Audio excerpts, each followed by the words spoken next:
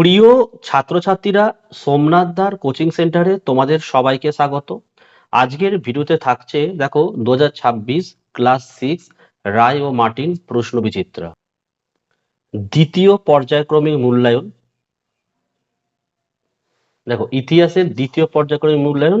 এখানে টোটাল দেখো 7খানা কিন্তু স্কুল আছে। প্রথম যে স্কুল সেটা হচ্ছে দেখো Contai model institution, page number দেখো 268। ঠিক আছে, তো এর প্রশ্ন এবং উত্তর নিয়ে আলোচনা করব। শুধু উত্তরই বলবো না, একদম ব্যাখ্যা সহ আমি আলোচনা করে দেবো। তোমরা ভিডিওটি প্রথম থেকে শেষ অবধি দেখতে থাকো। দেখো, শুধু উত্তর দাগ মারলে হবে না, পড়াগুলোকে বুঝে নিতে হবে। আমি এমন করে বোঝাবো, যে সমস্ত ছাত্রছাত্রীরা বা গার্জেনরা এই ভিডিওগুলো দেখছেন, আমি বলবো একবার আবার এই ভিডিও দেখলে এখানেই মুখস্থ হয়ে যাবে প্রত্যেকটা পড়া। দেখো, 1 নম্বরের প্রশ্ন কি বলেছে? গৌতম বুদ্ধ জন্মগ্রহণ করেন। উত্তর হচ্ছে অপশন বি, 566 খ্রিস্টাব্দে। ঠিক আছে, এখান থেকে আমরা আর অনেকগুলো প্রশ্ন পাই। দেখো, এই যে গৌতম বুদ্ধ কোথায় জন্মগ্রহণ করেছে? নেপালের কপিলা বস্তুর লুম্বিনী উদ্যানে 566 খ্রিস্টাব্দে। ঠিক আছে, বুদ্ধদেব কিন্তু জন্মগ্রহণ করেন। ক্লিয়ার হয়েছে? তো যখনই আমার ভিডিও দেখবে একটা খাতা নিয়ে বসবে, যাতে আমি অনেক এক্সট্রা প্রশ্ন তার সঙ্গে অ্যাড করে দেবো। 2 নম্বরের প্রশ্ন কি বলেছে দেখো, দ্বিতীয় বৌদ্ধ সংগীতি অনুষ্ঠিত হয়েছিল। এখানে অপশন সি হবে বৈশালীতে। ঠিক আছে, এখান থেকে অনেকগুলো প্রশ্ন পরীক্ষা আসতে পারে। কি কি দেখো, কালাশোকের রাজত্বকালে বুদ্ধের মহাপরিনির্বাণের 100 বছর পর বৈশালীতে দ্বিতীয় বৌদ্ধ সম্মেলন অনুষ্ঠিত হয়। এখান থেকে প্রশ্ন আসতে পারে, ওই সময় রাজত্ব করত কে? কালাশোক। ক্লিয়ার হয়েছে? 3 নম্বরের প্রশ্ন, গুজরাট অঞ্চল থেকে ক্ষত্রপ শাসকদের উচ্ছেদ করেন। অপশন বি হচ্ছে দ্বিতীয় চন্দ্রগুপ্ত। ঠিক আছে, দেখো, গুপ্ত সম্রাট দ্বিতীয় চন্দ্রগুপ্ত পশ্চিম ভারতে শক রাজা তৃতীয় রুদ্র সিংকে পরাজিত করে এবং শক শাসনের অবসান ঘটান এবং সরকারি উপাদান কিন্তু নেন। এই যে সরকারি উপাদান কবে নিয়েছিলেন তিনি? এই সময় নিয়েছিলেন। ঠিক আছে, চলো 4এর প্রশ্ন কি বলেছে দেখে নাও, কোন আমলের ইতিহাস জানার জরুরি উপাদান অর্থশাস্ত্র? অপশন সি হচ্ছে মৌর্য আমলের। কেন দেখে নাও, কারণ কৌটিল্যের লেখা হচ্ছে অর্থশাস্ত্র। পরীক্ষায় দেয় যে অর্থশাস্ত্র কার লেখা? কৌটিল্যের লেখা হচ্ছে অর্থশাস্ত্র। থেকে মৌর্য যুগের কি জানতে পারি আমরা? রাজনীতি, অর্থনীতি ও সমাজ ব্যবস্থা সম্পর্কে জানা যায়। তাহলে এখান থেকে আমি 2-3টে প্রশ্ন বলে দিলাম, তার উত্তর সহ আলোচনা করলাম। 5, নালন্দা মহাবিহার স্থাপিত হয়। অপশন সি করবে কুমার গুপ্তের সময়। ঠিক আছে, গুপ্ত সম্রাট প্রথম কুমারগুপ্ত 5ম শতাব্দীতে নালন্দা বিশ্ববিদ্যালয় প্রতিষ্ঠা করেন। কোন শতাব্দী বললাম? 5ম শতাব্দীতে। মাথায় রাখতে হবে এগুলো। 6এর দিকের প্রশ্ন দেখে নাও, গ্রহ বর্মা কোথাকার অধিপতি ছিলেন? অপশন এ করবে কনৌজের। ঠিক আছে, দেখো, মৌখরী বংশের রাজা গ্রহ বর্মা। দেখো, গ্রহ বর্মা কোন বংশের রাজা? মৌখরী। ময়ৌখার খরয় দীর্ঘে, অনেকে জানতে না, জেনে গেলে। গ্রহ বর্মা কনৌজের শাসক ছিলেন। ঠিক আছে, তিনি হর্ষবর্ধনের ভগ্নী রাজশ্রীর স্বামী ছিলেন। ঠিক আছে, দেখো অনেক তথ্য পেলে এখান থেকে। 7, রবি কীর্তি সভাকবি ছিলেন। অপশন সি করবে দ্বিতীয় পুলকেশী। দেখো, চালুক্যরাজ দ্বিতীয় পুলকেশী, তাহলে কোথাকার রাজা ছিল? চালুক্য। চালুক্যরাজ দ্বিতীয় পুলকেশীর সভাকবি ছিলেন কে? রবি কীর্তি ছিলেন। কি বললাম? রবি কীর্তি কিন্তু ছিলেন, যিনি বিখ্যাত আইহোল প্রশস্তি রচনা করেছিলেন। এখান থেকে অনেক তথ্য দিলাম।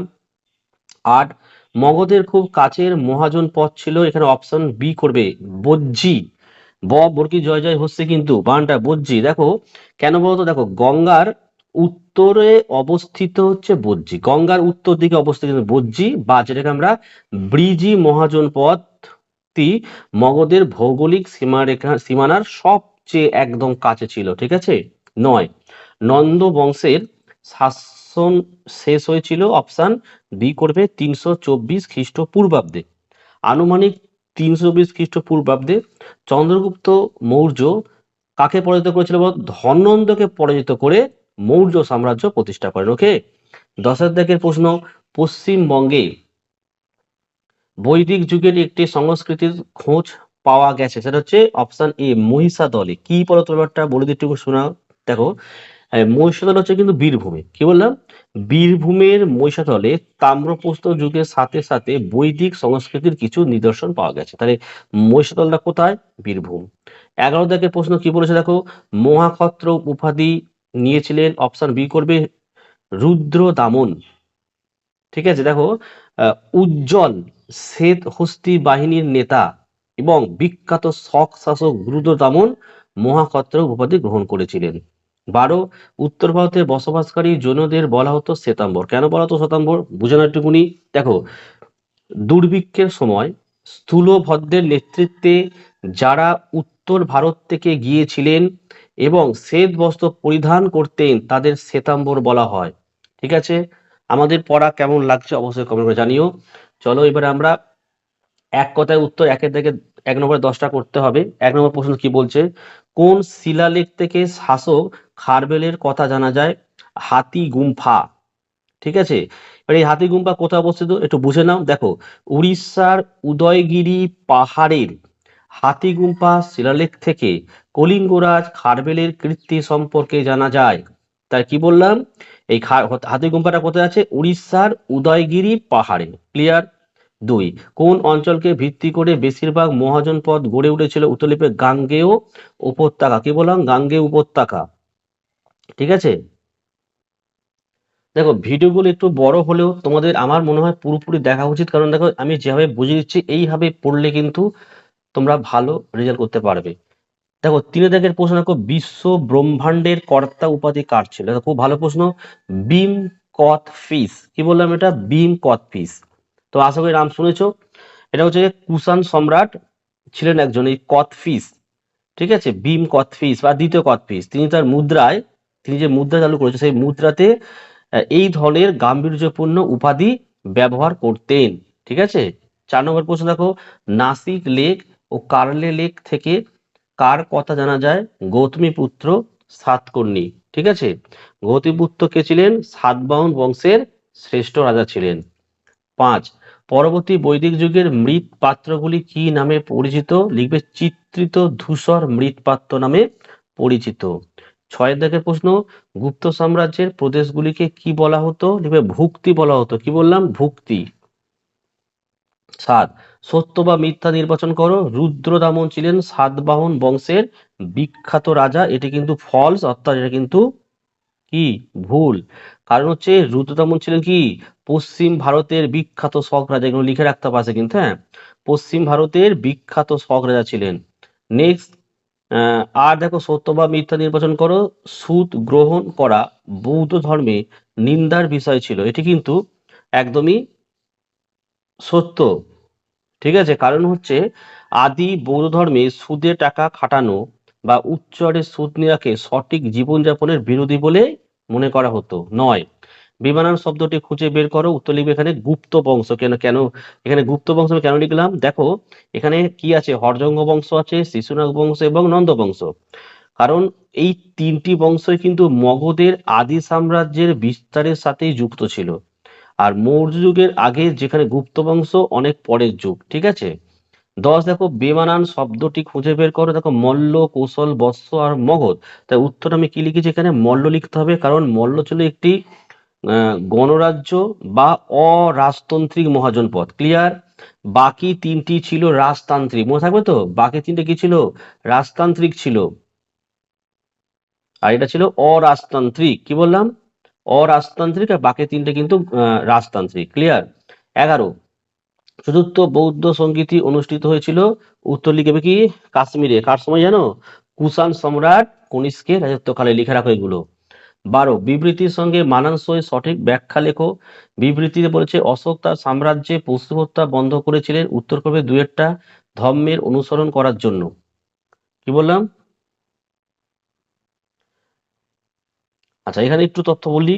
দেখো অশোক বৌদ্ধ ধর্মের অহিংসা নীতিতে অনুপ্রাণিত হয়ে জীবের প্রতি দয়া প্রদর্শনের জন্য এটি করেছিলেন। ঠিক আছে, এবার দেখো এখানে 2 নম্বরের প্রত্যেকটা প্রশ্নের উত্তর আমি মুখে বলে দিচ্ছি, তোমরা যাদের দরকার লিখে নাও, কারণ এই উত্তরগুলো তোমরা পাঠ্য বই বা তোমাদের স্যাররা অবশ্যই লিখে দেবেন। দেখো ১ নম্বরের প্রশ্ন, সমাবর্তন অনুষ্ঠান বলতে কি বোঝো? বইতে পাবে, তা বলছি আমি। লিখবে প্রাচীন বৈদিক শিক্ষা ব্যবস্থায় ছাত্রের শিক্ষা শেষ হলে গুরু গুরু গৃহ থেকে বিদায় নেওয়ার সময় যে বিশেষ অনুষ্ঠান হতো তাকে সমাবর্তন বলা হয়। ঠিক আছে? ২ নম্বরের প্রশ্ন, ষোড়শ মহাজনপদ বলতে কি বোঝো? লিখে রাখো। খ্রিস্টপূর্ব ষষ্ঠ শতকে উত্তর ভারতের রাজনৈতিক অস্থিরতার সময় ছোট ছোট জনপদগুলি মিলে যে ১৬টি শক্তিশালী রাজ্য বা জনপদ গড়ে উঠেছিল তাদের একত্রে ষোড়শ মহাজনপদ বলা হয়, যেমন মগধ, কোশল, অবন্তী ইত্যাদি।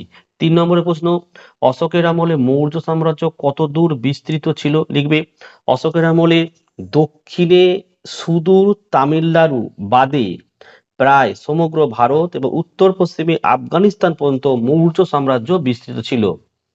৪ নম্বরের প্রশ্ন, ক্ষত্রপ কাদের বলা হয়? লিখে রাখো। ভারতে শক তালবেশ ক শাসনের সময় প্রাদেশিক শাসনকর্তাদের ক্ষত্রপ বলা হতো। উত্তরটা আরেকবার বলছি কারণ বইতে নাও পেতে পারো। ভারতে শক শাসনের সময় প্রাদেশিক শাসনকর্তাদের ক্ষত্রপ বলা হতো। ৬ দ্বাদশ অঙ্গ কি? লিখে রাখো। জৈন ধর্মের প্রবর্তক মহাবীরের উপদেশগুলি নিয়ে গঠিত ১২টি খণ্ড বা মূল শাস্ত্রকে দ্বাদশ অঙ্গ বলা হয়, আর এগুলো প্রাকৃত ভাষায় রচিত। ৬ নম্বর, দ্বিতীয় চন্দ্রগুপ্তকে শকারি বলা হয় কেন? এটাকে লিখে নাও। দেখো, শক শাসনের অবসান ঘটানোর জন্য তাকে শকারি বলা হয়, শকদের ওরি বা শত্রু। আর তারপরটা বলেছে দেখো, তিনি কেন রূপোর মুদ্রা চালু করেছিলেন? লিখে নাও, উত্তরটাই বলেছি। গুজরাট ও পশ্চিম ভারত থেকে শকদের বিতাড়িত করার স্মারক হিসেবে, মানে মনে রাখার জন্য, এবং ওই অঞ্চলে প্রচলিত শক মুদ্রাগুলোর পরিবর্তে তিনি রূপোর মুদ্রা চালু করেছিলেন।